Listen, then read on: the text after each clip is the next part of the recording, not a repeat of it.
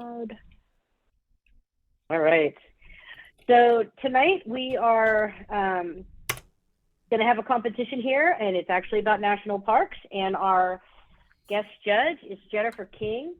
Jennifer is an internationally acclaimed and award-winning landscape and fine art photographer with a passion for teaching and inspiring photographers around the world.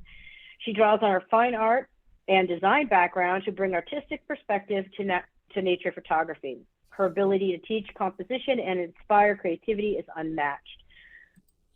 You can find her photography, video tutorials, and interviews in Shutter Mag, Outdoor Photography Guide, Wild Planet, Camera in the Wild, Smoky Mountain, Journal of Photography, VIA magazine, our state magazine, Collaborate, and Listen podcast, and more.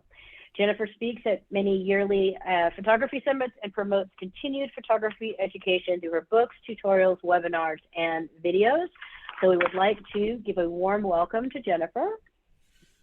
Thank you so much. Okay. Yeah, you can add to that if you'd like while I get the rest of this stuff going.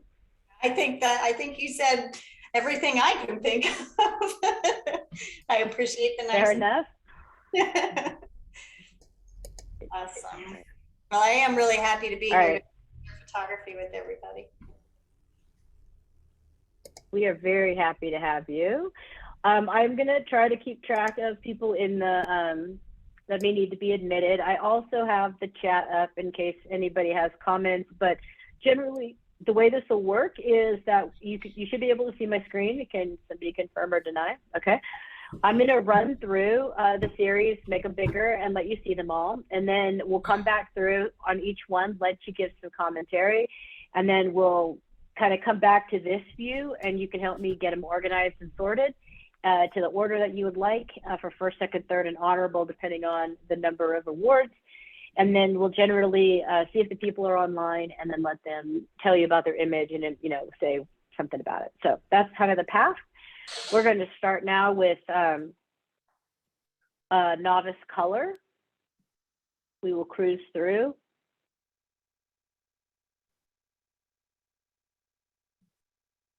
If I'm going too fast, please let me know. If I'm not going fast enough, or this is good pace. Okay.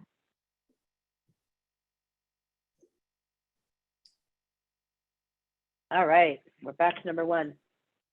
You know what really attracted me to this photo at first, I think it said Capitol Reef National Park, and how would I know? I think what I really love about this is the creativity that somebody actually staged or set up a still life in the park. Really creative idea for a national park image. Great shallow depth of field, really nice subject. Again, the creativity is that you broke the bound outside of the box, so good creative thinking.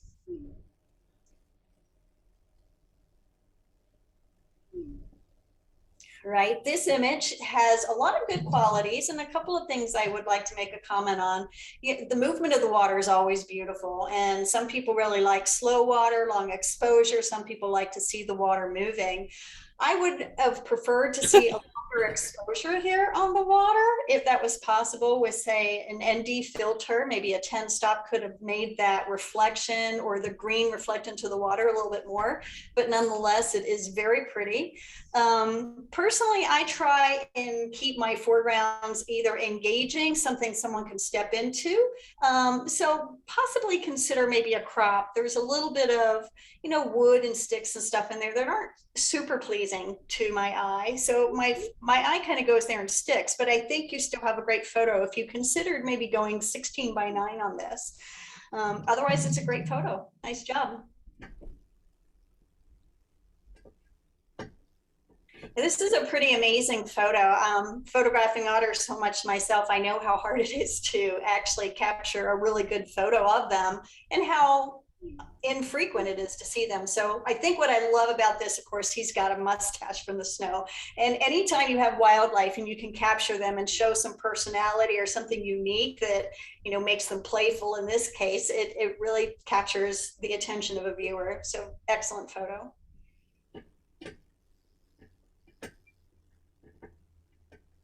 So interesting. I didn't know where this was located, the National Bank of Thurman. But anyway, it's an incredibly nice photo. It's detailed with pattern, foreground, middle ground, and different colors. So it's very inviting to the eye. One comment I would probably make, or something I would do if it were my photo, is I would correct the distortion so it wasn't leaning backwards. And that's something that can easily be done in Lightroom or Photoshop. It's such a gridded photo by the sense of the railroad tracks in front of it, the pillars, the windows, everything's got a rectangle to it. So just correcting that distortion, I think it'll make it a stronger photo. Great colors though. And just so you know, it's at the New River Gorge National Park. This one? Or the previous one, National Gorge, yeah. Excellent. Not the Mary's Rock Tunnel, but the one that you were just talking about the bank. Yeah, that happens to be. I had to look it up too. That's why I happen to know that. All right, Awesome. go ahead. I really like this image. There's something about tunnel vision, vignetting, all of the things that go along with that just draw the viewer's eye in. It's a natural reaction. We have less than a second to have a visual response to an image. That's just something that's been studied over time. So if you have a line pointing into the photograph, like this particular leading line, where you have some kind of natural vignetting like you would have inside a tunnel, the eye goes right there. So this was a very well thought out image. You placed yourself in the right position, looks really nice. I would probably consider adding a vignette around the entire image, just a small one, just to draw the viewer into the rock a little bit more. Good job.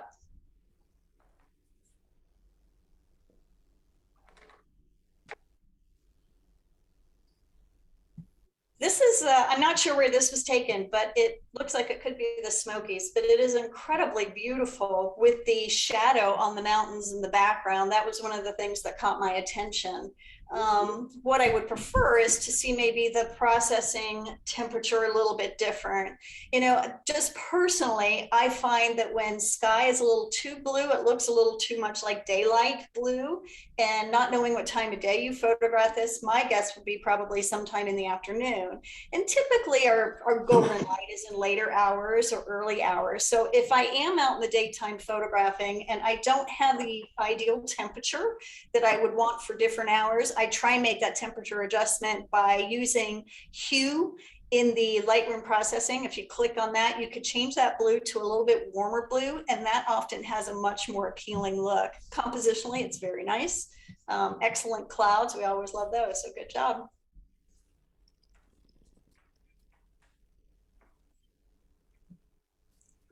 And another leading line, which is very inviting and similar to the tunnel.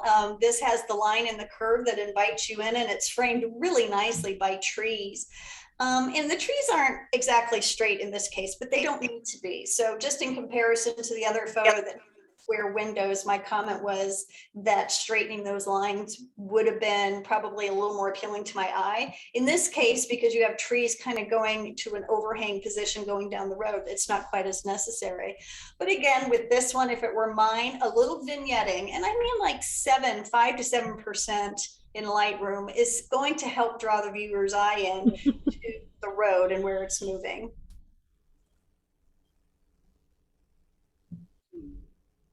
Wow. Yeah, I know, right? So Grand Tetons National Park, all these beautiful bison out there. It's such a wonderful place. And it's incredibly beautiful. You captured a moment, a story, which I really like. And, you know, I obviously wish we had clouds and stuff like that. So what can you do if you don't have clouds or super great light when you have a great condition like this? Well, I think a little bit in processing, maybe you could just warm up the photo overall just a little bit. You know, bison, they have a very warm tone to them when the sun is hitting. And I think that's something that really helps to attract a person to a photo. So if you don't have the best light conditions for a landscape that has wildlife in it, then try maybe just adding a little bit of warmth. But the pano is fantastic. It's a great storyteller. And you have those baby bison out there right in the center of the image. Nice work.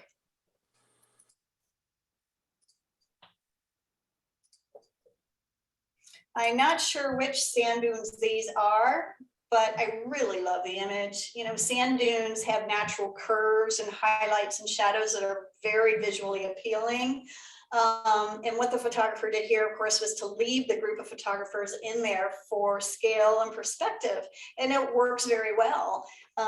Anytime you can incorporate the human element into a landscape, people are naturally attracted to it because people connect to people. So it was an immediate draw to my eye for multiple reasons, and I think it's an excellent representation of sand dunes. Very good. All right, we're back to the beginning. Yes, ma'am. So let me get back to here. About as big as I could make them. Is this big enough for you, or do you need to see them again? I can see them. That's great. I've already studied them for a while. Okay. So if you just want to let me know sort of for a second, well, I don't know, like you said you had your count, because I don't, so I don't know how many awards come out for this. But if Okay, you can assign them and just let me know, I'll drag them into order. that sounds great. Why don't we start with third place on this one? That would be Mary's Rock Tunnel. Again, I thought it was very well composed, very attractive, and such a simple idea to photograph a tunnel, but it worked very well. Number 2 would be the sand dunes. There's a lot pardon? A lot I like about those sand dunes, the people, the color, the tone, the fact that the people are in shadow, just very, very impressive. And then Oh, first, I can't get that one to move. oh, There we go. Go ahead. okay, first place goes to the Yellowstone Otters. Really great capture of a special moment. I mean, otters are fun on their own, but the fact that you've got the snow on the face and the young one with it, and a little bit of reflection and a lot of snow, and actually balancing the tone in the snow out isn't always easy. So you did a really great job there. Congratulations. Okay, so we'll go this direction. All right, third place belongs to Kristen. Are you here, Kristen? Can you guys hear me? Uh-huh. Wonderful. So this was taken at Shenandoah, close to the north entrance. And ironically, I just snapped it with my iPhone. I saw a cool shot and ran out and took it and ran back in before some cars came. But I was really pleased with how it turned out. Excellent. Congrats.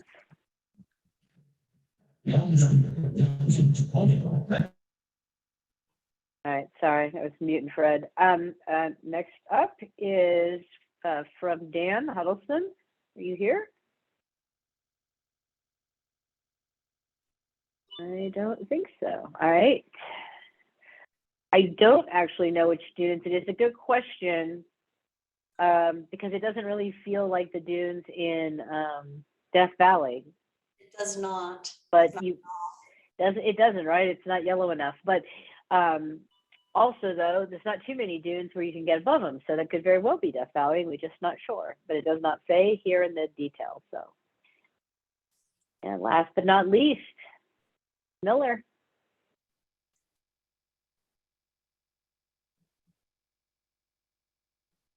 Oh, not here. That's a fun photo. Really nicely done. Yeah, I'm not seeing her. All right, so congrats to Pam. Yeah, they are hard to, and I love the mustache. We spent quite a bit of time just a month ago trying to catch these guys, and although we did get some good interaction, I love the mustache, so that's priceless. And we've been told that it's great sand dunes in Colorado. Nice. Okay, well, that makes sense. All right. Thank you all for that. And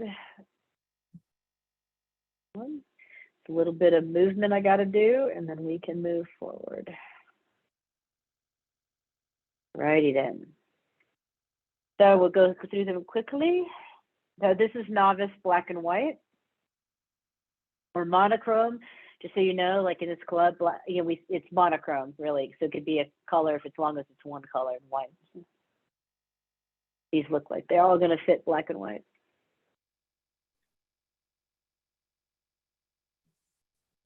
Okay, it's all you. Well, that's an incredibly beautiful photo, which I'm thinking may actually be the Yellow Mound area of Badlands. Not sure, but it looks similar by the rolling softness of those hills. And I don't usually see that in black and white, if that's where it is. But I do like it in black and white. I think your composition on this is really strong. As you left out a lot of sky, there wasn't a lot of cloud in the sky. The one thing I would like to see is maybe a little bit more contrast. And when I say that, there's obviously 11 tonalities to black and white, but there's just a little bit of the darks here and just a little bit of the light, but a whole lot of gray. So if I could make a suggestion, I would put a little more black into the image so that you just have a little bit more contrast. That's going to help those shadows to really pop and also help to define the shadows on those hills, which I guess in contrast will allow the lights to pop off a bit more. Great composition.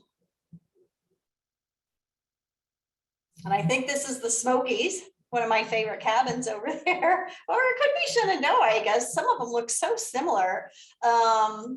But absolutely fantastic. So, and in contrast to what I commented on before, this image actually has a lot of the darker tones in it. There's not a ton of black, but there's more darker tones. So the contrast of the fence, the building itself, and even in the trees is more apparent. And if you notice the tree behind the cabin, you could see where it's got lighter color leaves and a darker stem. Little elements like that, when they have more contrast, add a lot of detail to a photo. Excellent composition, good processing on this. It was a very good image. And really beautiful.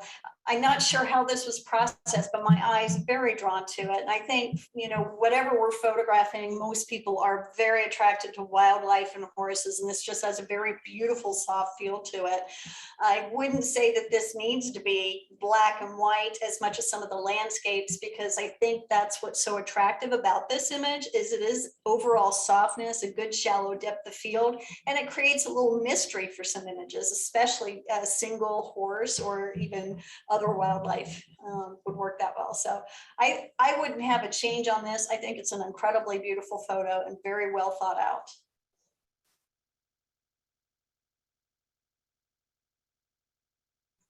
Yellowstone. Mm-hmm. That's really lovely. You know, one of the wonderful things about Yellowstone is you naturally almost have conditions that are black and white, even if you don't, which really makes it, I think, a little bit easier to see those things in black and white. This river is incredibly nice, and it leads right up to the mountain. You've got some nice low-lying fog. So you've got a nice curve of water moving through your snow. I think the only thing I would do if it were my photo, you do have some, either they're small footprints or probably just snow, you know, holes in the foreground. And while I know that tells a story, it's something I would probably touch up. If I were going to do anything like a print, I would clean that up and clone it a bit so that it's a little cleaner, but it's a wonderful image.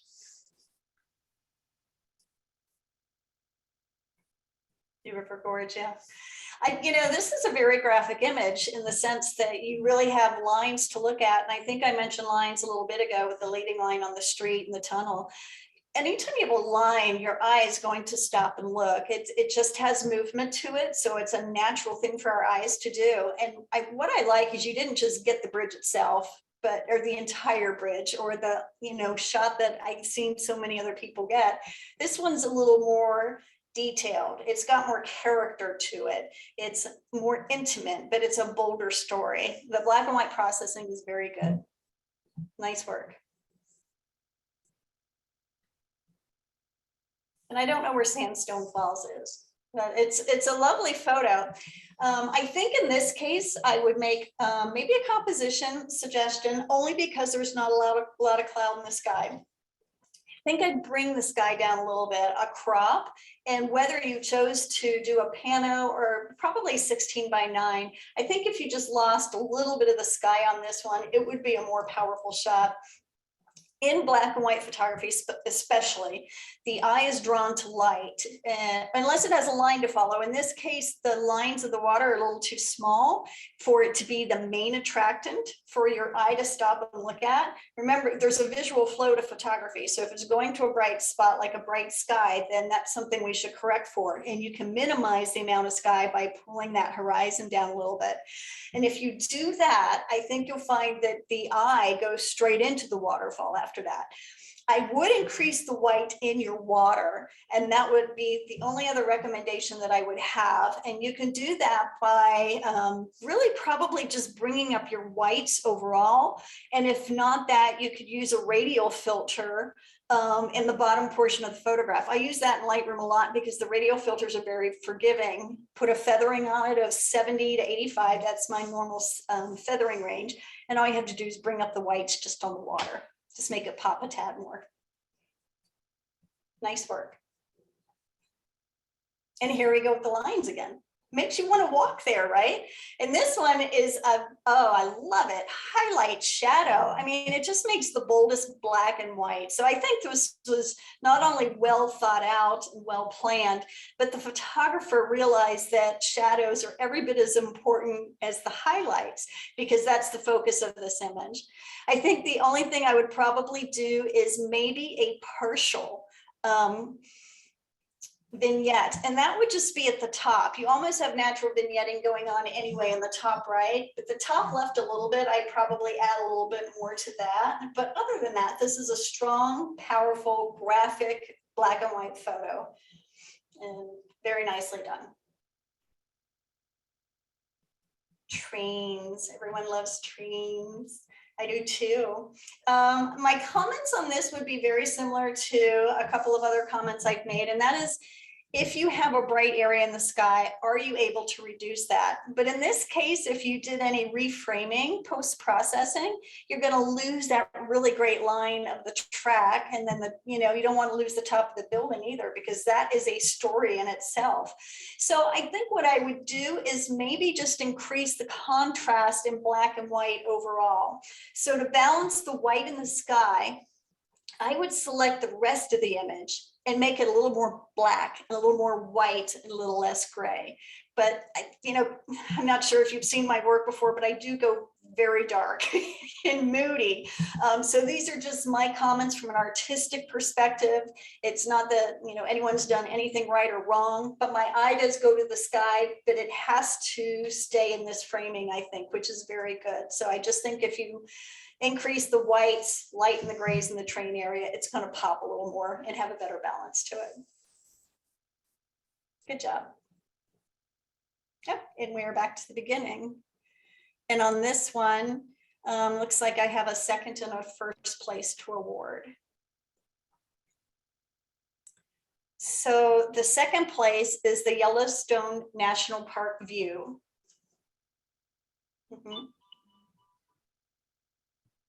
That's this one? Yes. Oops, where'd it go? The vertical. Nope, that's the Badlands. Where did it go? It was the water. Here it is. You found it? With the snow. Gosh, come on, stay. Oh, this stuff's killing me. Okay, wait a minute. Okay, that one. Second. All right. Did you want me to go to number one now? Okay. Yes, ma'am. The first place goes to the cabin in Cades Cove.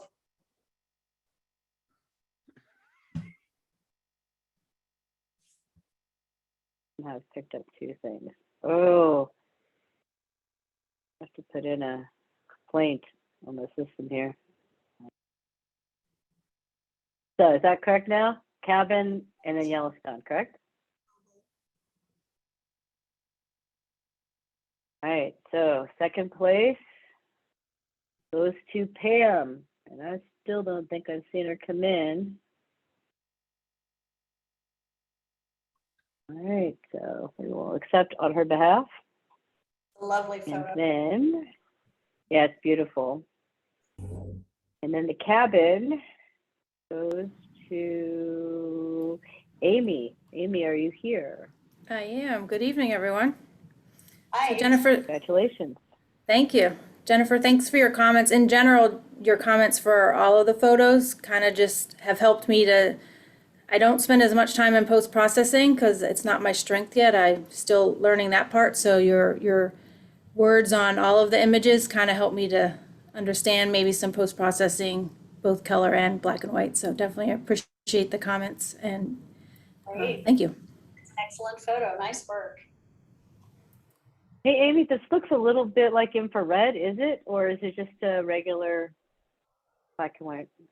It's just a regular black and white. I actually, when I did my photo book of this trip, when we went to the Great Smokies, on one side of the book, I did it in black and white, and then I did it in color. So even in the book, it's kind of neat to see it come to life. I really Very like cool. Congrats. most of us kind of do the same photo all the time, and you've taken it from a different angle. I like that. Awesome.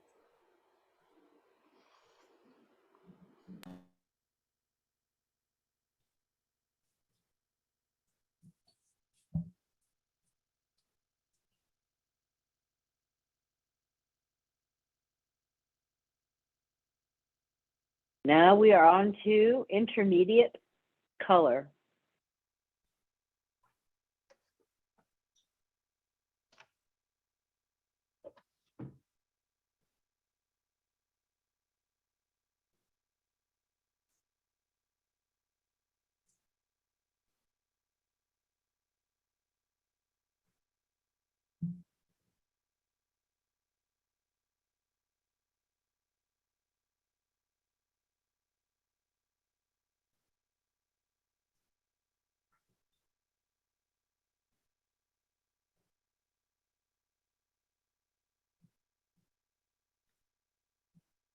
Okay, I think we're at the beginning.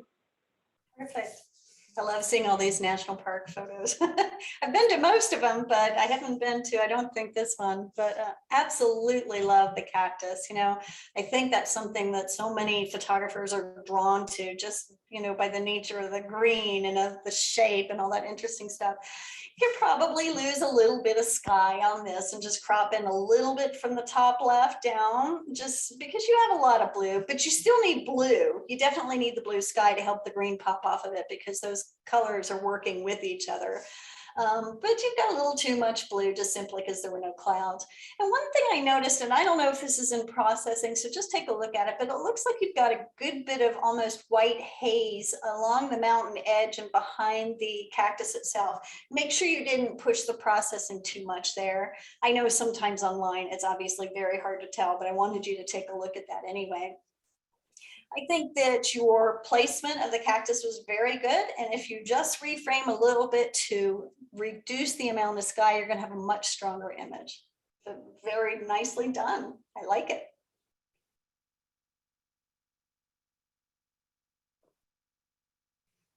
Well, this is a spot a lot of us have probably been to in the past, and it is incredibly beautiful. I think the composition here is very strong, and it's hard not to be. This is a beautiful place, and you have all those gorgeous trees along the river. One thing I would probably do, if it were my photo, you've got a little bit of tree coming into the top left corner, not enough for it to be considered framing. So if you were going to print this, or showcase it, I think I'd probably clone that out and just put sky in there. Framing should be noticeable. If you have just a little bit, it's probably just a little bit of a distraction. And then I would say the processing, your colors are very vibrant. So I'm not sure what time of day this was. Again, it looks like it was later in the day and not golden hour. So if you ever have a chance to go to a location like this and can photograph sunrise or sunset, especially sunset here, you're going to get some really nice softer tones. So can you accomplish that in processing? You actually can. You can pull your saturation back a little bit and you can warm the whole thing up. And when I say saturation a little bit, I mean maybe 5 points. A lot of times those daytime photos or even HDR photos, we push the range a little bit too much to where it looks and maybe an unrealistic view of the colors. So I think just to pull it back a little bit on the color. But other than that, really nicely done, beautiful water. You incorporated some really nice curves, trees, colors, and rock into this image. Good shot.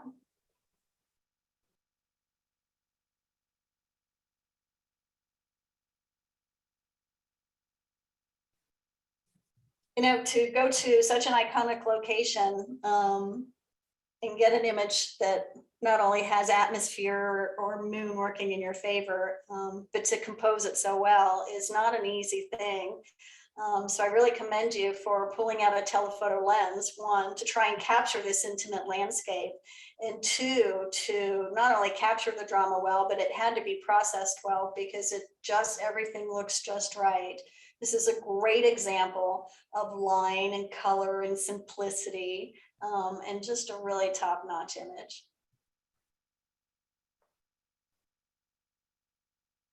And what a moment this is in the Tetons. It's a moose and a calf. I love that. And I love that it's vertical.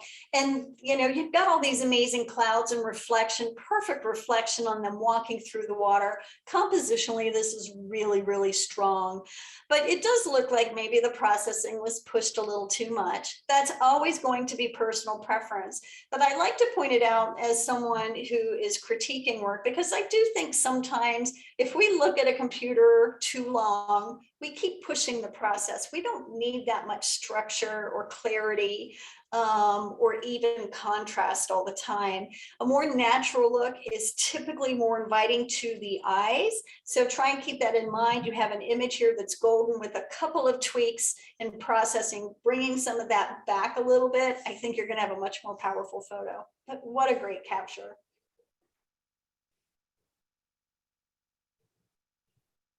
I love this place too. Very beautiful. Yeah, you know, I know this is in color, but I actually would love to see this in black and white because you have all the elements for it. So just something to consider.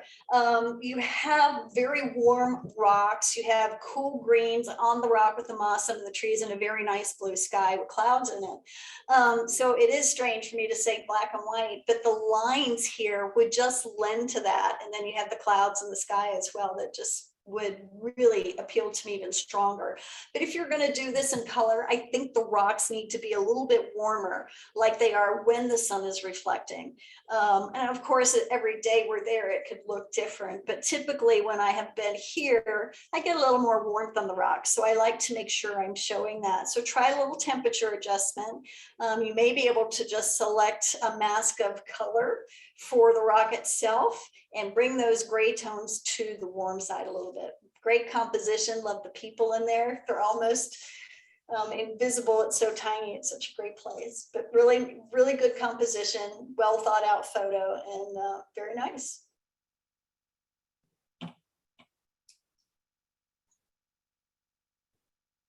Badlands.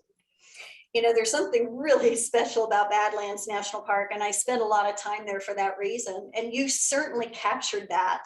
You have that stormy sky, you have the stormy light, but even though you had all that stuff coming together, which we all love when it happens, you actually composed it exceptionally well because you've used a telephoto lens, you've compressed it somewhat, and you've created a more intimate landscape where things like the trees dotting the landscape, playing off the rocks, and the shadow that's coming into the rocks from the cloud and the storm above, it really has a nice balance to it. There's a very nice flow and it's very inviting. I want to stay and experience that moment. So you did a very good job with your composition here.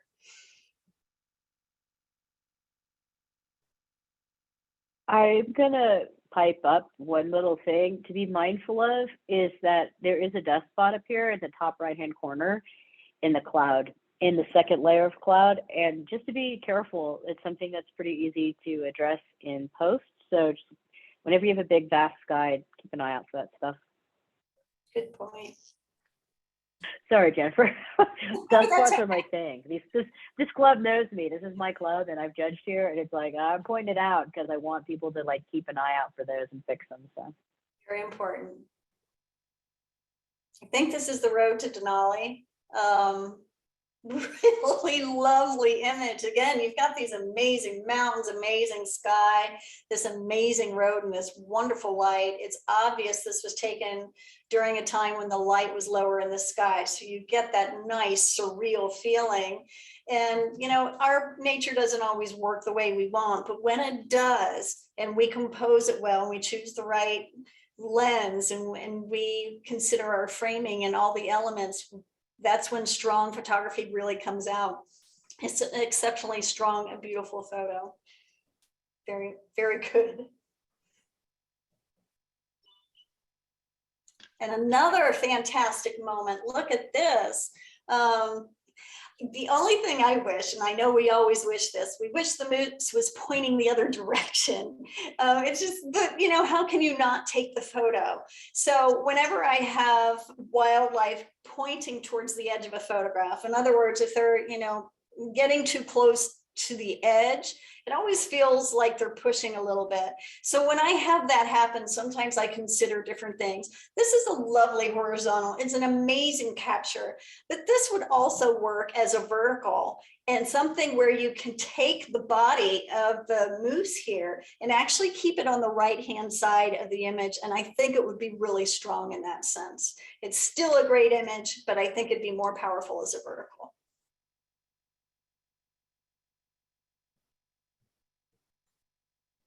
I wasn't actually sure where this was, but I liked it. I like the simplicity of the tree and the curve in the hillside or the edge and a little bit of mountain in the back. I wish that the colors were a little bit different. And I know we always wish for that when we go out, but in this case, maybe it's just a little too dark. Whenever we get some haze on the horizon, we have to be careful that it doesn't turn gray as opposed to something else. And there is a lot of gray in the photo. Naturally, it was there. So then it's what can we do to try and make that a little bit better and not so gray? And I think I would just go to, if you're using Adobe Lightroom, just go to auto or some of those settings in there when in the drop-down menu, or use your gray dropper and put it on one of those clouds and see what Lightroom is suggesting maybe for colors. The composition simplicity is fantastic. The colors, and maybe I'm seeing it differently on my computer, and that's possible. The colors could use a little more adjusting away from gray and just maybe a little more warmth and a little more blue. Oxbow Bend. Beautiful, beautiful clouds. Love it. And you've got some good reflection. It looks like you had a lot of movement on the water, but you're able to get enough reflection of the trees and then have the clouds in the water as well. So that's very, very nice. I think, I would comment on the temperature again, just simply those clouds were probably more prominent in color, whether it was probably a little more pink or maybe a little more orange.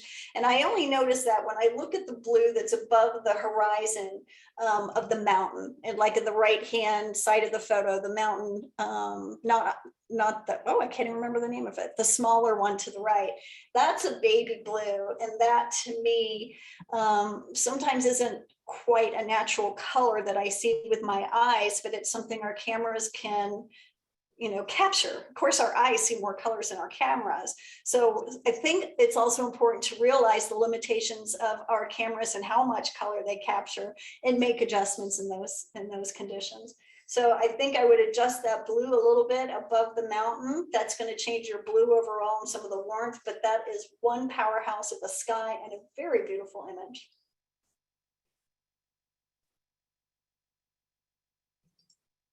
Really great pano here. And you have nice reflection of the trees too. Fantastic. It does look like it was shot during midday, possibly just because of the light. There's a lot of things you can do with this. You can work on temperature a little bit. By the way, I love the composition in the pano. I think that was a good choice here because you have the mountain range, but you're also framing it with the trees on the right. You could probably pull the white down a little bit in the mountains because they look a little reflective. That'll help it to have a softer transition of contrast. And some landscapes should be contrasty and some should not be so contrasty. It really just depends on the circumstances. So the white may be a little blown out to me, but if you pull down the white a little bit and you push up your blacks just a hair, or you could do it with highlights and shadows, I think you're going to have a richer photo. It just needs a little more of the dark, a little more of the light, and then a little temperature play. But really good composition and great choice on your pano, and it would make a nice black and white. Mountains. It's my favorite spot out there. And sometimes it's hard to tell if it's spring or fall, because even in the springtime, you get some color in the trees. So I'm guessing this is spring, but I'm not sure. But really beautiful image, beautiful capture.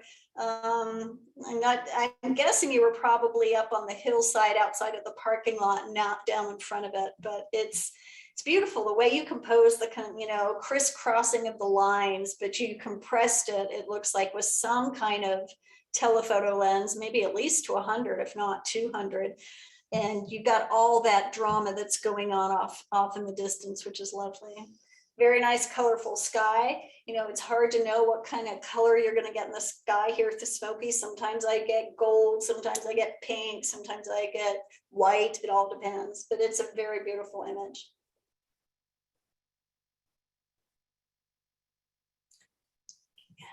This is very creative, and I don't know if the photographer made the snow angel or actually saw it, but either way, the fact is the photographer recognized it either by choice or by sight. And I think that's really good. And what I find to be very powerful about this image is the simplicity. Simplicity by itself is one of the strongest and most compelling elements in a photo. We're always drawn to it. And you just have this beautiful light, soft curve in the sand, beautiful soft sky, and just a little bit of a design in the sand. It's really, really nice. Bryce Canyon. Bryce is an amazing location, and I think I would make the same comment here that I've made on a couple of others. You have some drama in the sky, but I don't think you have enough drama to have that much sky. And I think that you would find that the color of the red rocks would draw your eye in if you reframed or tightened up the crop on this a little bit too much. So in other words, when I look at this, there's actually a lot of dramatic points here in the bottom part of the landscape that I'd hate to lose. But at the same time, you have a lot of sky that's going to keep my eye from moving around the image because it's too much space with not enough going on. A lot of times we think that horizon should always be in the middle, but oftentimes if you elevate that horizon somewhat, it's more appealing to people. It's a strange spatial relationship, but I think if it were my photo, I would take the top left-hand corner and I'd bring the crop down. Even though you're going to lose a little bit of that cloud, you're still going to keep the glow of the sun. And I'd pretty much just take it an inch in and almost end up right at the bottom. You have that cluster of trees bottom left, but where the rock starts is where I would start my photo, because that path right there would be something that would lead the eye in. And I think it'd be a much stronger image. Excellent though. Love it. And oh my gosh, wish I could sit on the edge of the rock, but it's a pretty powerful image. You've got the tree behind the couple. It's just so nice, right? It's one of those images that I think the national park would probably accept for that particular park and say, this is a place you visit. It's interesting that we are so drawn to humans in our, national parks or other places that we photograph, because people connect to people. So I always commend someone who incorporates the human element, and in this case it's done extremely well. The focus, the hero of this photograph is the couple, but you have these beautiful rocks around it. And I think I'm not sure if this was, I think it's Grand Canyon, and the light difference between the foreground rock and the background, where you have more softness and more cool tones, is really nice. It's an excellent photo.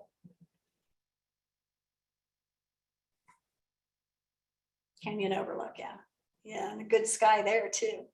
I think the one thing I would comment on in processing is just select your sky and bring down the highlights a little more, and maybe add a little more vibrance to it. And I think that way the reds in the rock will pop a little bit more. And the only reason I say that's really from experience, but we do have a hot spot in the sky. the balance of light is so close to perfect that I think if you tweaked it just a hair, the eye's going to go where I would want my eye to go, or your eye to go. And that would be to the center of the photo, actually, because you have those beautiful lines and colors, and the tips of the mesas are, you know, white and crisp and just really nice. So you have all the elements there. I think a little more balance of light would make this superb.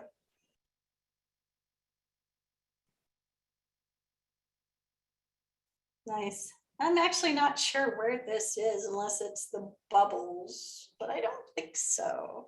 Anyway, the reflection's wonderful. And in contrast to what I said before, you know, when you have a mirror reflection, oftentimes having it in the middle of the photo is perfectly natural.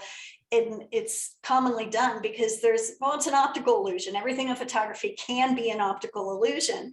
So when you have a horizon reflecting itself into the water, or a scene reflecting itself, that half and half division of your image space can be extremely powerful.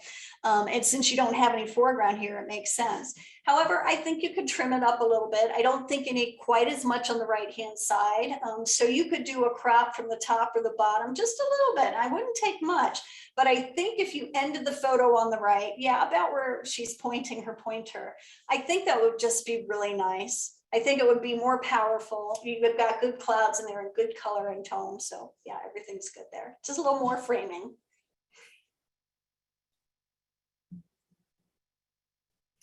Another lovely photo.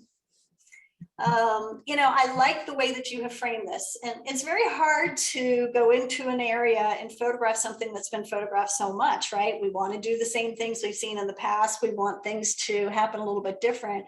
And you did frame this extremely well. You also had the framing of the trees in the bottom and the foreground that were in the valley. So I think what I would do on this is maybe once again, a color adjustment. I know I've said that a lot tonight, but color adjustments is actually one of the first steps that I take in my processing.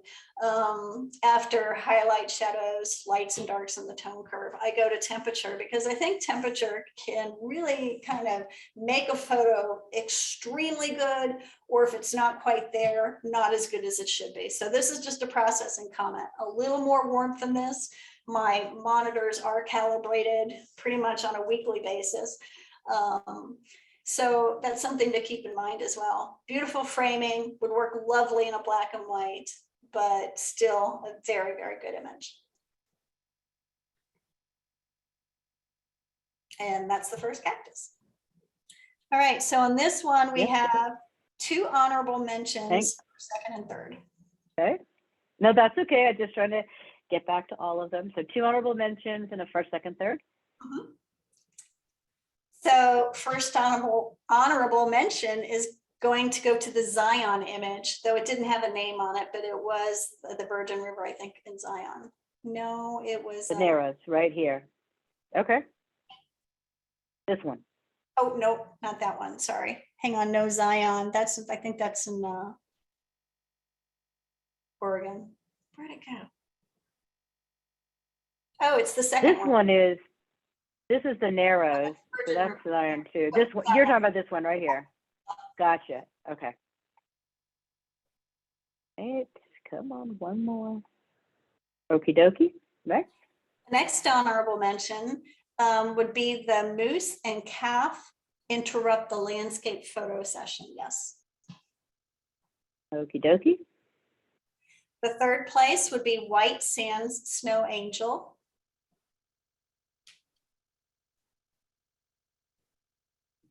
Okie dokie. Second place, the road to Denali, if that is the correct road. There wasn't a name on it, but I'm pretty sure it is. I believe that is the road to Denali. And then first place goes to Half Dome at sunset with moonrise. Okie dokes. All right. So that looks like the right order, what we just talked about? Yes.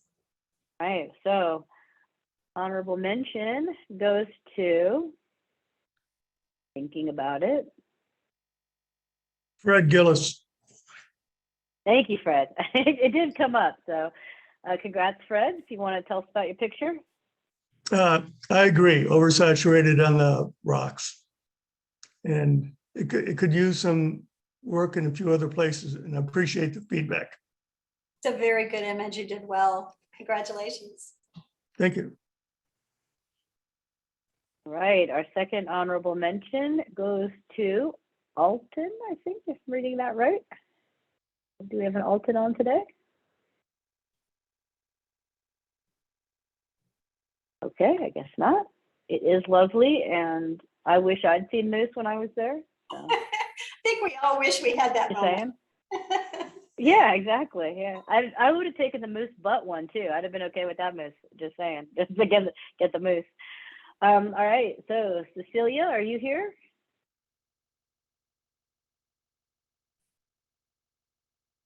Yeah, she's here. I see you. I am here. Sorry, I couldn't find my There we go. house. Yeah, this is White Sands National Park. And it was that I did not do that. I was walking around. This was a sunrise shoot.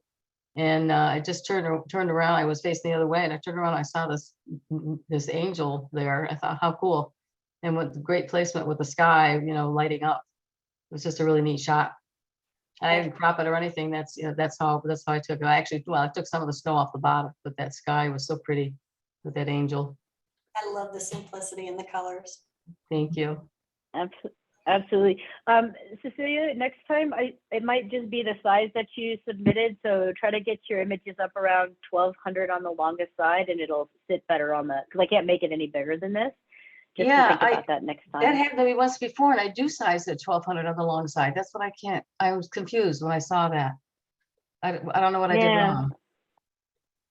I don't know. And maybe it's the DPI. Like maybe you just need to have like not down to 72, but leave it at 300 or something like that. Okay, that leave it at 300. Okay. Yeah. Okay, I'll look at that. Yeah. Okay, thank you. Okay. You're welcome. All right, and that was third place, by the way. I'm sorry I didn't say that. So second place here is Sundown in Denali, and it does not have a name. Oh, there it is, Bernice. I'm sorry, Bernice. Are you on? Oh, yeah, you are. Yes, There you I are. am. Can you hear me? Yes, ma'am. Okay. This was taken in the month of September when the light was low in the evening and it was coming in from the right there, and just put that little light spot in the middle of the little gully there, and that's Mount Denali in full force. And we were very fortunate to see it without being clouded halfway or 3/4 of the way, but really full bore. It's beautiful. Mhm. Yeah, this is pretty spectacular.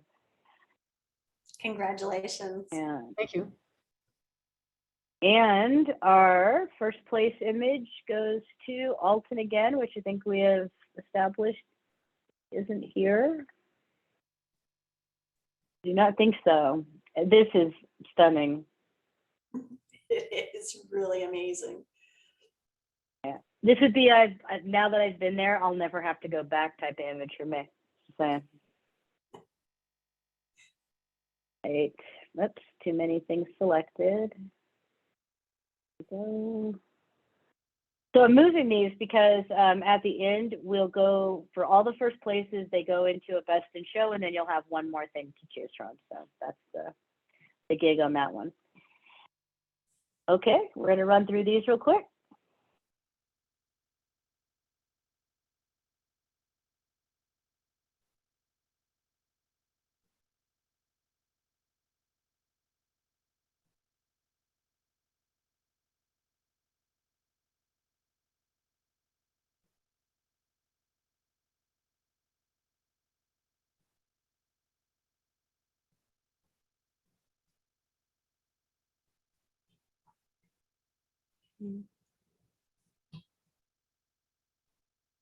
I think that was the first one. Let me just triple check that. Yeah. Okay. So we're now on the first one, and I'm gonna let you roll. Perfect. Beautiful composition out of Zion. Something that's so amazing there are the way the trees just come out of the rocks and you have all the layers. So when I look at a photo and I see that, I can place myself in the scene. And one thing I'd like to see you do though is just bring the sky down a little bit more. You have a lot of gray there. And I think because it's such a big block of gray, it probably isn't attracting my eye to the layer of the rock as much as I would prefer it to. But I can also see why you cropped it or framed it the way you did because you don't want to lose that angle of the rock on the left. So kind of a tough one, but I do think I would bring the sky down on the left to where that rock starts, but then crop in from the left to just have maybe the tree starting.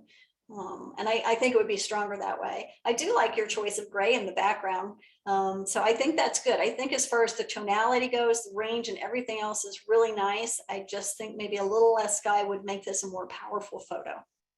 Good texture, good structure. I love it.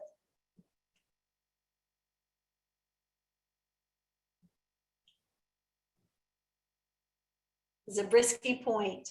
I love that you did this in black and white because it's one of the most beautiful color locations. But when you look at Zabriskie in black and white, it is incredibly beautiful. So I'd love to see this.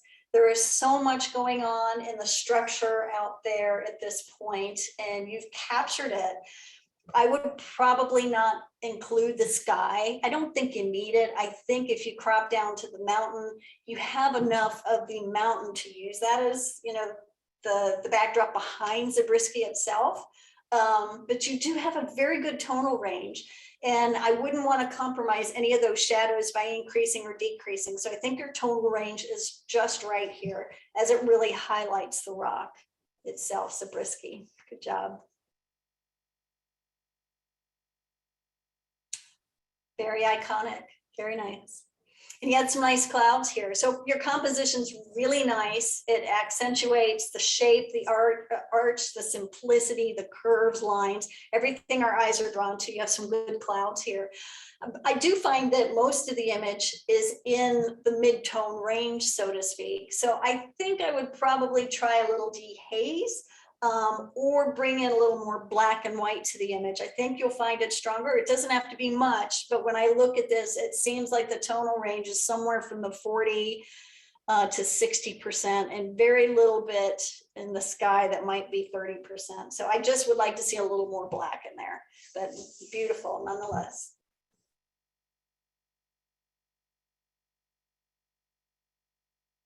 I really like this photo. Hopefully we've all been to Old Faithful. And I can say from experience, you always have people and you always have a crowd, but you actually framed this so well. You had a really good moment when Old Faithful went off, and the right lights almost keep everybody in shadow because the sun was to the front of them. You could see that coming in front left a little bit. So it allowed them to be silhouetted against it. I think you should pull the whites back a little bit, and you could do that really just by selecting maybe the brighter area or even maybe just the whole sky and water itself and the steam and the vapor. We're losing a little bit of structure there, almost a little blown out. And it's not blown out in the sense of white, but it's blown out in the sense of you've lost a little structure in there. And I think you can pull that in.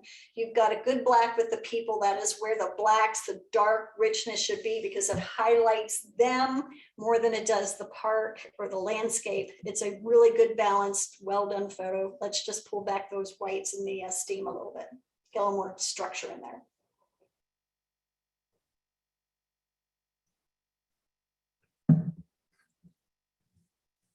Gotta love cloudy days like this, right? Oh my gosh, I know it's something we always hope for. On a processing note, I think this is very strong. I can see everything from bright whites to darks to a lot of tonalities in between. So when I look at it, I say to myself, well, what's the hero? Well, the hero is the clouds coming down on the mountains. I do wish that there wasn't foliage or flowers in front of the lake and that it would have been a better reflection of what's going on, but we can't always achieve those type of things. But what we could do is you have the tops of a couple of those things running into the top of the foreground brush or trees or grasses running into the edge of the lake almost. So I think I would probably trim those back a little bit in processing by removing the tops of them. And that's a little bit nitpicky, but when you have so much good stuff going on, you have good framing with the tree on the right, sometimes it's worth just a little bit of cloning to take that out. We don't want things touching each other, you know, that becomes a tangent to the eye, and the eyes don't like that. But everything you have going on in your processing, I think, is very well done, and really happy you had such a great sky here. That's just phenomenal. This is also a very well processed black and white, and notice the simplicity and the difference between a grand landscape and an intimate landscape or a detail. You know, I see some footprints. I wish I didn't. I think that's something you can probably clean up, or even possibly make not so apparent by some vignetting. But you have beautiful light here, and you have beautiful processing between the whites and the darks, and just a little bit of the brush in the everything coming up in the background through the sand is nice. But you have this beautiful light coming in from the bottom left, and it's like footprints. So if you can work on your cloning a little bit, I think I would take them out. I mean, I know there's something to be said about footprints, but if it was a footprint that was more prominent, or it could be the hero of the photograph, or showed a little more direction, it would be strong. But in this case, I think it's a little more of a distraction. But your black and white processing is spot on here. It's really nice. And the Smokies again, I think from the same place as the other one. On this one, I would recommend your composition's good. You've used a telephoto to really highlight the smoke rise in the mountains. We have dark grays and we have light grays, but we don't have much black, and we don't have a whole lot of white. So again, take a look at your black and white processing. If you're learning black and white, trying to figure out what style you like, I always tell people to go to Silver Effects Pro, because you can look at all the different presets and try and get an idea of what you like. Remember the names, and then you try and self-process them as you advance through your black and white work. But I do think a little more black is needed. You will have to clone out that dead tree stick in the bottom center of the photograph. That's very apparent. And if you increase the black and white a little bit more, it's going to be more apparent. Very dramatic though.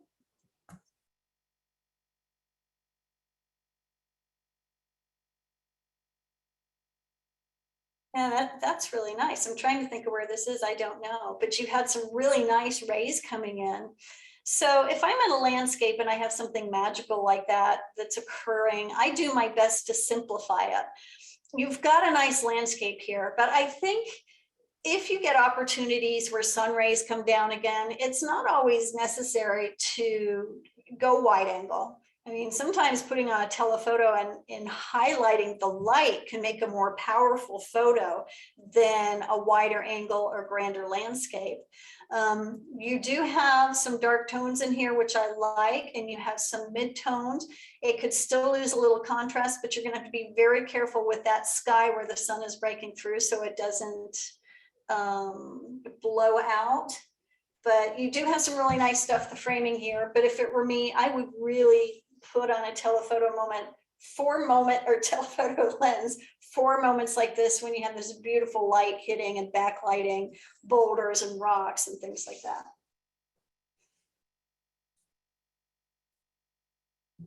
White sands, Vista. Yeah.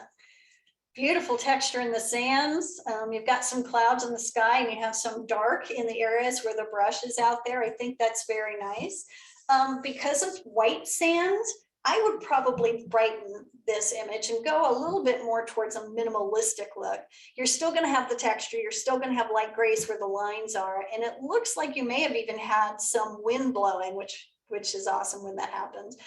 But your darks are in a really good place in the center where all the brush is. But I think overall, lightening it up, bringing the whites up, keeping things in that 30% range, or even maybe 25% range to the right, is going to brighten it a lot. But it's also going to help that line, that curve around the center of the photograph, and the dots of the brush and the texture pop even more. Love the composition. Road to Smokies, yes it is. Roads make wonderful photos. In this case, you have beautiful clouds, you have all the elements. When I look at it and the road's on the right, I'm getting a little distracted because it's not all there. Now, I'm not saying the road all has to be there, but sometimes it's a matter of balance with what's in the photo next to it. So when I move over to the left a little bit, Where you have the tree on the left, I'm wondering if you actually need that much on the left-hand side. Like if you just trimmed it, if you trimmed it a little bit, you're going to have the highlights that are hitting that tall grass in the foreground. I think that would be more powerful for drawing the eye in on the left side of your image than having that taller tree in the background. You have good black and whites here, so nicely processed. Mount Rainier. Beautiful. It's funny looking at all these, and sure, we all feel this way, but we miss getting out and seeing our favorite places. Love the composition. I love your choice of lens. And I think the black and white is headed in a really good direction. You could probably select your sky and use a little more clarity to make the sky a little bit darker where the blue is and a little brighter where the white is. That would be really nice. And then you might even just be able to accomplish that with a little just black and white, because the trees on the right, they're gray. They have some light on them, but you could actually put those in shadow just a tad bit more by making them darker. So just take a look at your blacks on this just a little bit, maybe a little more black. And then your sky, a little more clarity would help that pop more, because that's an incredible sky to go with the scene. Composition's excellent. Very nice. I love the name as well. This line really draws me in. It's a great vertical photo, and I'm sure this could have been photographed in horizontal as well. But because you have, well, I think the title is A River Runs Through It, but you've got this S curve, right? And S curves are so appealing. Our eyes will follow them. It's a natural attractant to everything that we look at. And it just brings you into the center of the photo, which in this case finds you in the middle of these beautiful mesas and at the bottom of the vistas, and you're looking up at all this rock. Just really, really well done. Really nice. Guarding the canyon. Yeah, I like this. It's got a very graphic feel to it. I think you could probably simplify it even more. So I think when I'm working on detail photos, one of the first things I try and find is the shape, right? So you've got really nice shape in that tree, and then you have the edge, but is it really necessary to have everything you have in the foreground? You have some of the rock in front of the tree. That would be one thing I'd say. Is it adding anything? Is it distracting from the graphic nature of, dark trees and going into a canyon in the sky? So I would probably crop that out a bit on that bottom rock, and then just take a look if just the trees themselves wouldn't make it a stronger image. And I think you'll find that it will. And that's not a whole lot of trimming off of the bottom there. Not sure you want to, trim anywhere else necessarily, but I do think that's nice. And then take a look at some of the preset options there. This is a tricky one because it's very dark. The gray behind the canyon is good. The gray of the rock is good. The gray of the tree is good, or, almost black. And the sky is just a little bit lighter. It's not popping quite as much as I think it should. And I'm not exactly sure what to say here, other than to see if you can go a different direction with your tone curve. So if you open your tone curve in Lightroom, you have highlights, lights, darks, and shadows. I'll play with those a lot, because sometimes just using those sliders and not trying to play with the curve is a finer tuned way to make adjustments to black and white photography. In other words, you might really bring up your highlights and then really bring down your lights, because you've actually almost divided the amount of pixel size, or pixel range, I should say, the tonal range, from what you're processing, into two categories. Or in your basic menu, it's just highlights and shadows. If you go into tone curve, you have highlights, you have lights, you have darks, and your shadows. For black and white, always take a look at that and see if you can't get a better balanced light situation. Well seen though. Okay, back at the beginning, I believe. So this one would have one honorable mention, first, second, and third. Okay.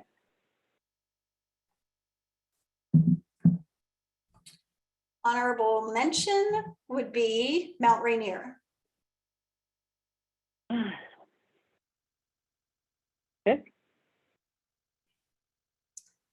Third place is Zabriskie Point.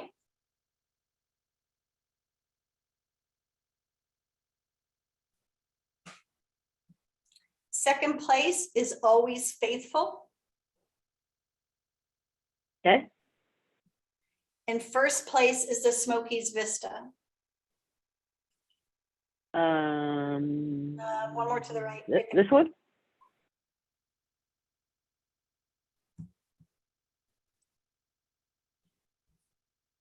Okey dokey. So our honorable mention goes to Jack Brennan, who is here.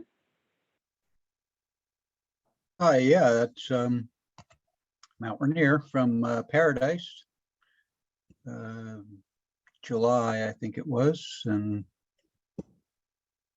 great spot. It is. Your framing and lens choice and everything was very nice on this. Thank you. Congratulations. Third place. Fred, tell us about your picture, please. Thank you. Yes, it was, Zabriskie, I did work with a telephoto on this one. That seemed to work a lot better, although I did do a huge panoramic, but this one you get much more correct texture. Mhm. I agree. You really were able to pull out some of the texture. Really helps a lot. I just noticed too, there's a little person right here. Oh, yeah. Oh, yeah, I didn't Even even standing there. see. Yeah, that's Where- really, where is he? right here, you know, bottom. Oh, there, kinda yeah, right. yeah. You see my mouse? Yeah, I do. Didn't see it the first time, but man, does that give you some perspective about just how big it is? Congratulations. Thank you. Okay, and Jack, again, second place, congrats. Thank you. Yellowstone. Yeah, that was a overcast day all day, and then at 7:30, the clouds parted and faithful blue, and there it was. That's really nice. It's one of the finer images I've seen at that location. It's really well done. Thank you. And first place goes to Patricia. Thank you very much. That was taken shortly after sunrise. But I want to say I really am enjoying your comments. And I had the Denali picture with the moose, and it never occurred to me to make it a vertical.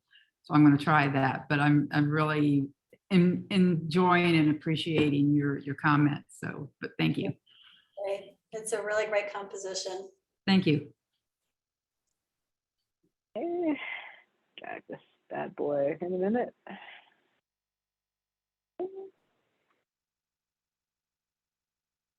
And we're going to move to experienced color.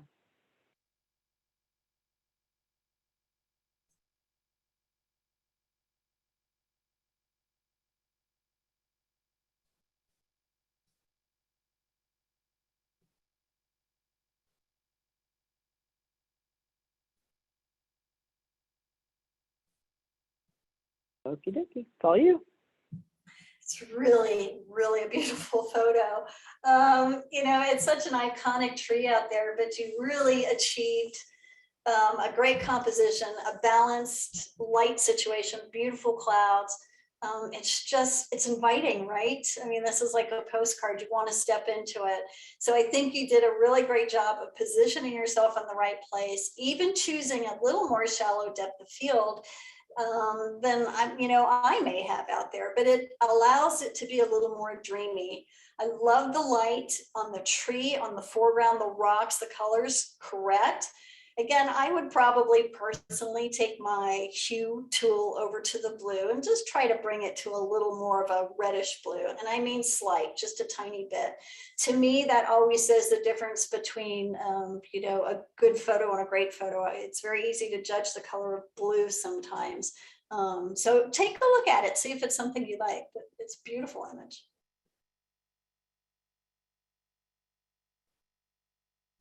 Very nice. Very well defined Milky Way. I'm not sure where this was taken, actually. I didn't see the name, but it's a powerhouse, right? And it's always amazing how much color that you get.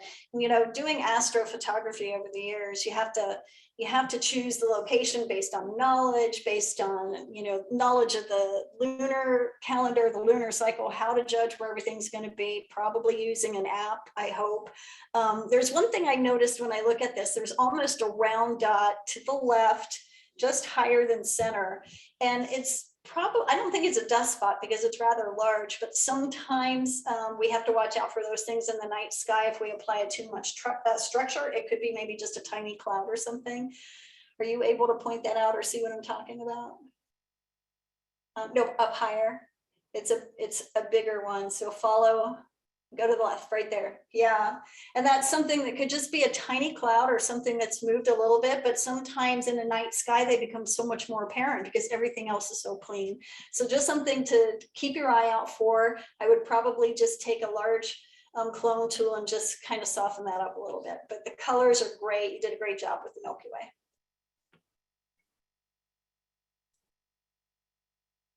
Really lovely. Here we are back at winter, Madison River. You know, when it comes to winter, the light is really beautiful, especially in Yellowstone, some of the areas in Montana, Wyoming. There's one thing that I'm attracted to, and there's one thing I'm a little distracted by. I'm attracted by the light, right? You have this nice, soft morning. Oh, it says sunset.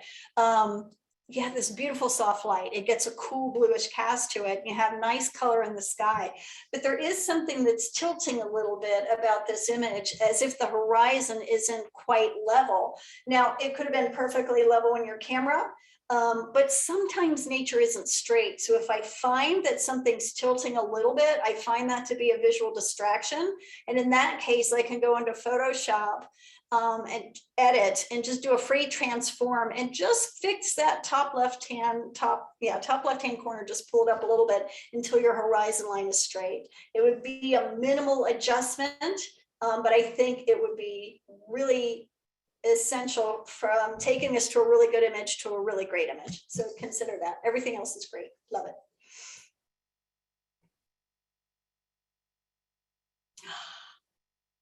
Nice. That's a storyteller. You know, we've had some small people in the images, but not where they're the main subject, so to speak. So this is very, very nice. And, you know, I would think what I would probably do is rotate the image a little bit to the left, simply so that you have that very back horizon line, which isn't really a horizon, but to the eye it is. That back rock, a little more straight. Because it's a little crooked. They're not going to look crooked if you do that. And if they do, then you just probably pushed it a little too far. And then just bring down your highlights. I know they're standing in light. They're very much in the foreground. Everything else is softer in the distance. But if you pull down your highlights just a little bit, I think you'll find that the landscape and the people are blending in together a little bit more. And that'll be nice from a lighting standpoint. Love the personal connection.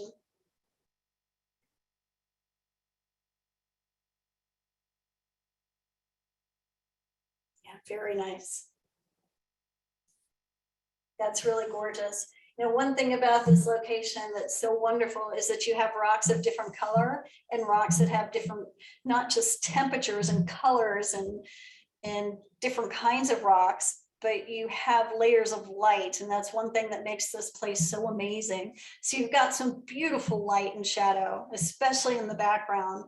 That's very, very powerful. And I think, you know, I probably maybe consider exaggerating that a little bit. Now, one thing I do notice in this, I think you may have had a filter on in the sky, or maybe did that in processing. And I almost noticed an edge near the top of the vistas in the sky area that had either been processed with a different temperature or maybe made a little dark. So let's work on pulling that back or increase your feathering a little bit there.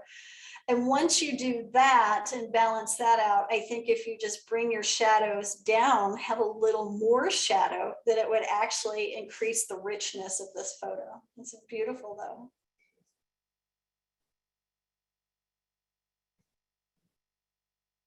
That's really lovely.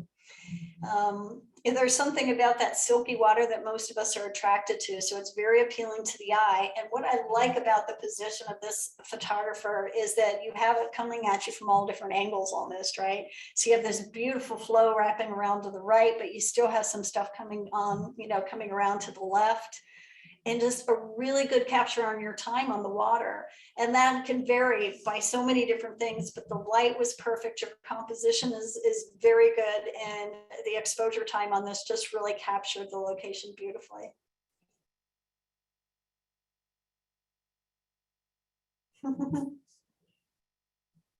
The moment. Love it, love it. I think you have some vignetting on this, which I think is a good choice. It's interesting because bison, they pop off white, and because you have some broken up snow and a little bit of grass, it's telling a better story than just two bison heads in the snow, but it also can easily distract a little bit. So I think what I would do is I would just select with a radial filter the bottom part of the photo where the snow and the grass is, and just bring your shadows back a little bit. I think that'll help to brighten it up just a tad and put a little more focus on their faces. Wonderful moment to capture though, very nice. Horn to horn, just great. Olympic. Yeah, this is a really good composition. And I actually like how you have the leading line coming in from the mossy rock in the front, and you haven't worried about keeping that all in. It's actually cropped, but it takes my eye right to, I think this is Second Beach, if I'm not mistaken. It's been a while. But anyway, it's a beautiful composition. The one thing I'm finding is it may be just a little too, I don't even want to say processed because the tones are light, but maybe you didn't allow enough shadow to come in. So let's go ahead and put some of that shadow that you may have taken out, like the left side of the rock up here with the trees on it.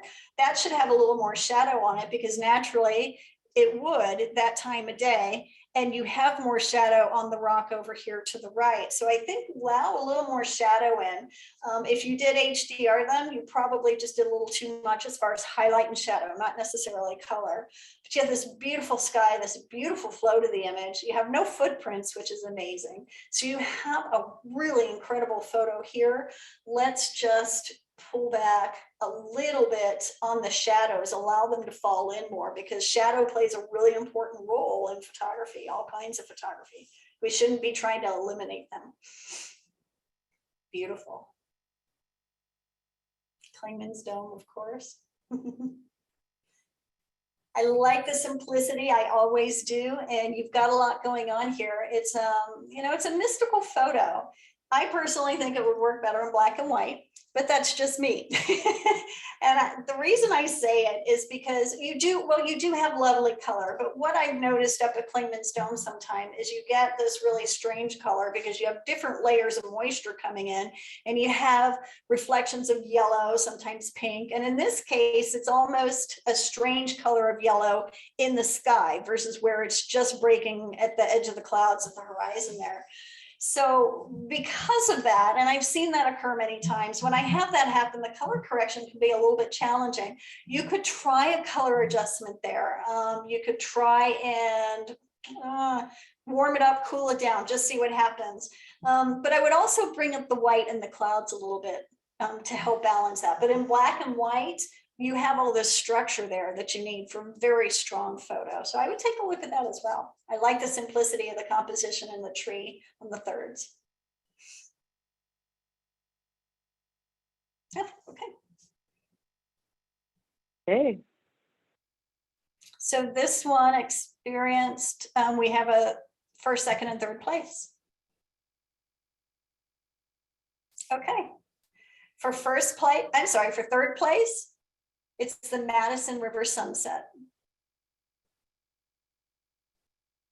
Okay, it's right where it needs to be. For second place, you have the walking tree.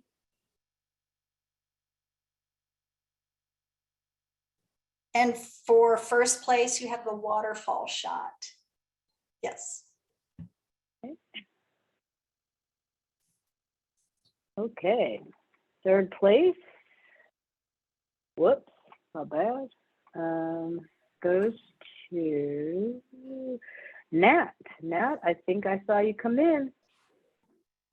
Yep, I'm here. Thank you for your comments. I'm not sure I understand the horizon on that. Yeah, that's, I can try Back and, there, okay. but, I think this is this where you were seeing it, Jennifer? Like it feels to the left? see the mountain range sloping to the left? There's a field right in front of it that is flat. The field in front of the mountains would actually be the horizon. It's just slightly. Yeah, I tilted. see. Yeah, I see. I was using the tree. Yeah, This but was one of those, driving out in one of the photo expeditions and everybody yelled, stop. no, absolutely. It's incredible. I absolutely love it. I think the one tiny thing that can make it a little more powerful, because this is awesome, would be in Photoshop, that edit transform, you can select one corner and stretch it. So in other words, as opposed to Lightroom, you take that top left corner of the image and you just bring it up till that horizon is visually a little more straight. It wouldn't feel like it's sloping. It would not make your tree crooked at all. Thank you. Yeah. Congratulations. Congrats. And John Tabor, he's not here. That's why I'm running the show. So I accept on behalf of John. I honestly don't, what does it say where it is? Oh, yeah, it's in Bryce, so we know where it is. And it is very cool. I've never seen this tree, but Yeah, it's my time in Bryce was short. And for first place, we have Jeff the Cakes Burke. Okay, easy on the cakes there, but thank you. This was taken in Glacier National Park along the road. Denise and I have been there many times, and one day we walked down to the water because we'd seen it from the road, but not actually walked down right to it. And we spent about an hour there photographing and did a few long exposures. Had to wait till a couple of people, had to walk into the waterfall and play in the waterfall, which drove me nuts. So anyway, I had patience, but eventually took the photograph. And thank you again. Amazing. Congratulations. Thank you. Waited for him to get back on mute so that we didn't conflict.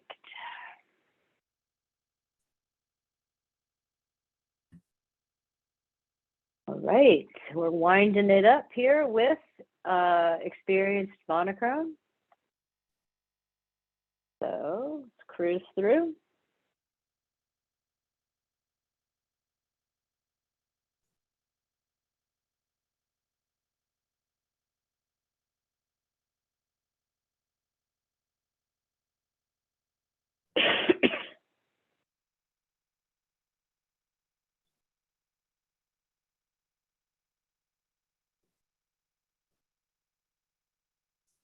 Okay. Awesome. Well, I've talked about simplicity today a good bit, and curves and minimalism and the balance of tonality. And I think this has every design element that I would find appealing to my personal taste. It's simplicity, right? You've got one tree standing in Lamar Valley in Yellowstone, and you have this beautiful tone of gray behind it, but a complement of really nice white, but a curve in the snow because it's got a little, line to it, and you got highlight and shadow. So I feel this is an exceptional photo that's not only well composed, but well processed.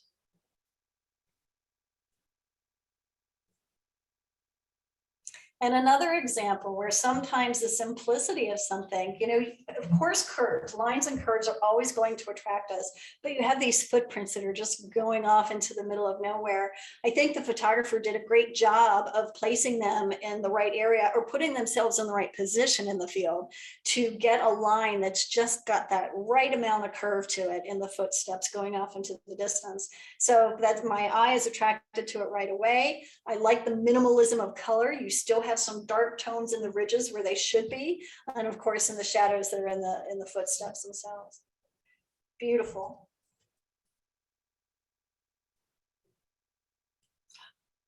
I love this spot. A lot of horses out that day. That's fantastic. It's a storyteller. It certainly explains the park. You've got really good darks in the tree line. You have really good tones throughout the image. You've got all tonal ranges here, all 11 of them. So you've got the highlights in the snow, you've got highlights in the grasses, and then of course you have a couple of white horses in there as well. This is a nice storyteller, and I really like the way that you have the fence in the foreground, but not straight across to where it would be a distraction, just a slight bit of an increase. So you positioned yourself well. I think one thing you might be able to do is just take an adjustment brush or your brush mask in Lightroom and just slightly go over the base of the grass and then just bring up the whites in those a little bit. It'd be a nice compliment because it gives it a lot of texture and you have a lot going on here. So very nice photo.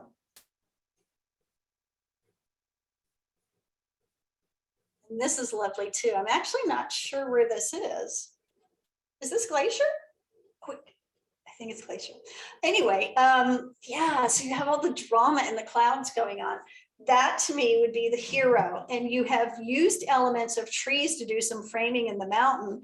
But what I'd really like to see is to really punch up that drama in the sky.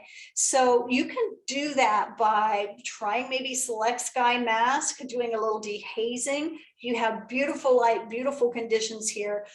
We could take it further. So this is a photograph that I would say is like a 9, but if you really want to take it to that drama extreme, then I think you need to get more black in it, and especially more dehaze or more clarity around the clouds in the sky. That's also going to come down into the mountain a little bit. So I would try and work on that and see how much further you can push it naturally, but that's composed so extremely well. Very nice image.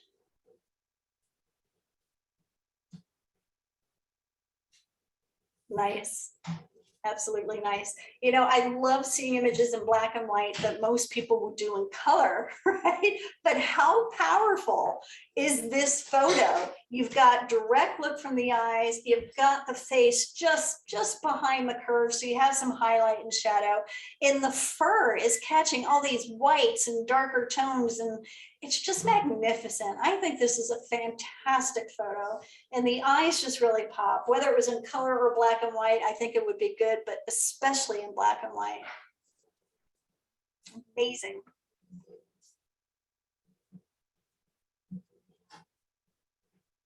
Oh, nice. That's a good story right there with all the people. We got a couple up there posing and some people hanging out on that very scary tall rock. Even someone on the edge. That just made me nervous. You know, it's always that emotional reaction that people have to people. It's inviting. It's a selling point. In fact, most of the images that I sell are to magazines that also have people in them. So I'm happy to see so many of you have incorporated that into your images in this contest. You have good black and white in the people, good darks in the foreground. This landscape itself is going to have a lot of gray in it. And I think what I would do is just select the top foreground rock where you have it. It's a little brighter as is, but if you, I shouldn't say the top rock, the foreground rock. If you can just put a little more white in that center area or bright or bring out a little more highlights, I think it would pop just a little bit more. That is a very well done, well composed, well seen image, and certainly a fun photo that I easily reacted to. So very good. Yeah, there's another one. Look at that cutie. Oh, that's so good. You know, and it's such a great image because of the stance that you caught him in, right? He just has that nice curve and it goes so well in the white background. He's really popping off of it, but you also had this nice curve in the water. So as you look at an image, sometimes you've got to have that initial response, but once you have pulled someone in after your split second that you have to capture attention, where I start to look for other things. And in this case, I see the shape of the otter, then I see the shape in the wave right in front of him, and he's going off into the distance. So all these things and these feelings, thoughts, reactions, they start to come in after that initial capture. So you have the initial capture very well processed, but you've got all these other elements that worked really well for this image. Love it.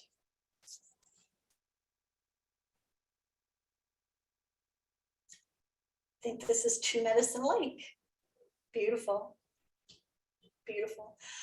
your composition's great, and you're positioned in the small rocks with the big rocks very nicely, and it all frames Mount Grinnell very nicely. I'm going to come back to just a processing comment. There's not a whole lot of dark tone in here, and you do have some dramatic clouds, and you have some rocks, I think, where you could put a little more. When I say rock, I meant the mountain range. I think you could probably bring down a linear gradient in processing, and bring down the highlights. Well, I don't even want to say the highlights. Bring up a little bit of black in those rocks along Mount Grinnell and that whole stretch of trees there at the baseline. You've got some good contrast in the foreground pebbles, right? Let's see if we can't carry that through the top. Compositionally, it's all there, and I'm very drawn into it. I just think we can push the dark a little bit more.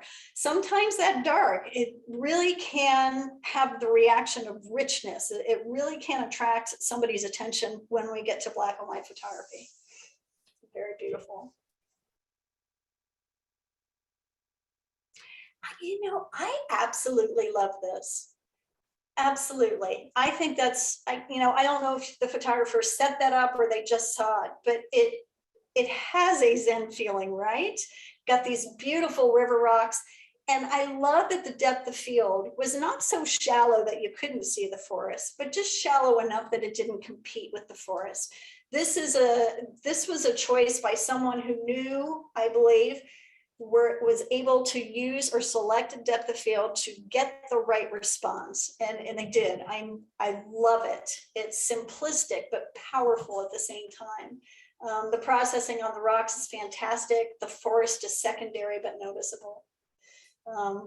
It's really nice. Oh yeah, arches. They climb up to the windows. Got some beautiful sky going on, and you've incorporated people, which I really like. I still think that you could push your darks and lights a little more. And the reason I say that is, let's just dissect this a little bit and take a look at the whole red rock. Well, it's either the sun through the cloud, which I think it is, but if that sun, the underside of that arch would be naturally in shadow. So let's allow highlights and shadows to work on our favor for black and white.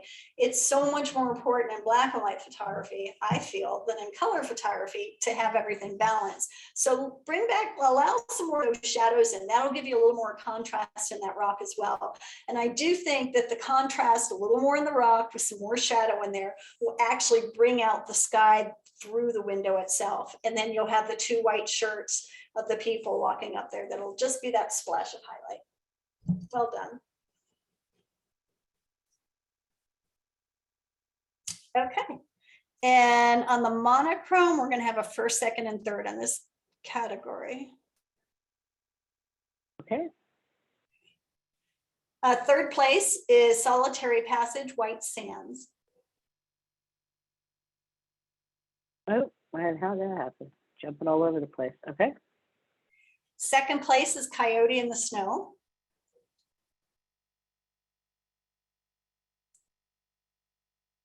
Okay. And your first place is Yellowstone Solitary. This one? Yes. Oh.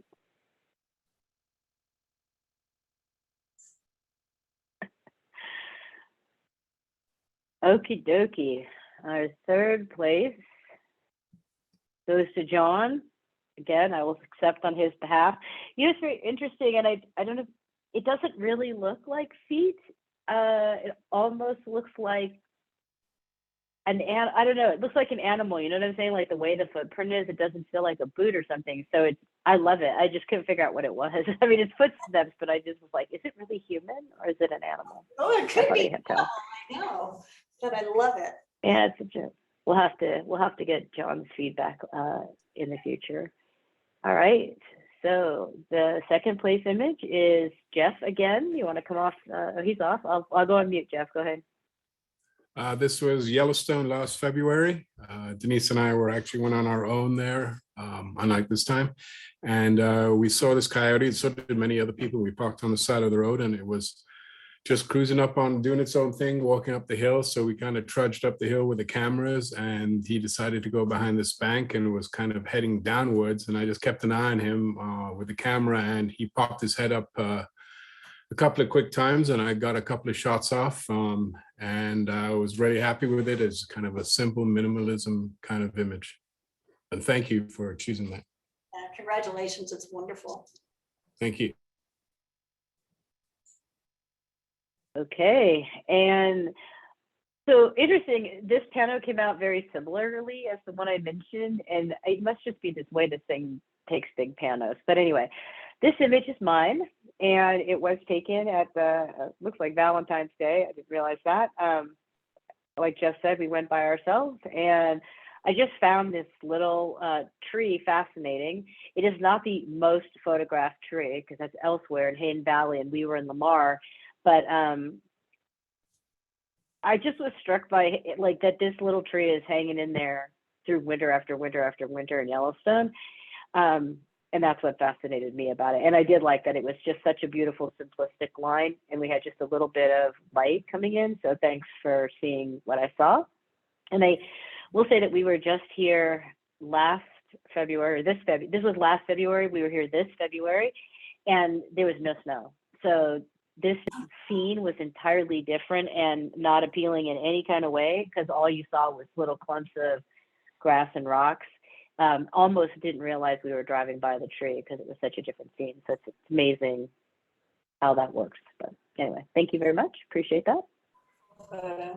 Too bad there wasn't snow this year. I was there in January, but it was grass coming through. There wasn't that much. But yeah, and you guys, so January seemed to have a lot of wolf activity. We were there in February, and no wolves to be seen. We saw like one set of prints, and that was it. But it was a great time. You know, we had a good time, had some friends with us, and so you can't really complain when all you're doing is goofing off in Yellowstone all day. But that's always a all good right. Okay. It's a one. Hang on a second. 1, 2, yeah, 6. Does this look right, people? These are 3 all the, black and white, 3 color. yes. All right, I can't make them any bigger, but your task, I can run through them if you want, just to refresh your memory. Task here is to pick the one. Okay, maybe it's my computer. Okay, so here we go. Kind of cruising through.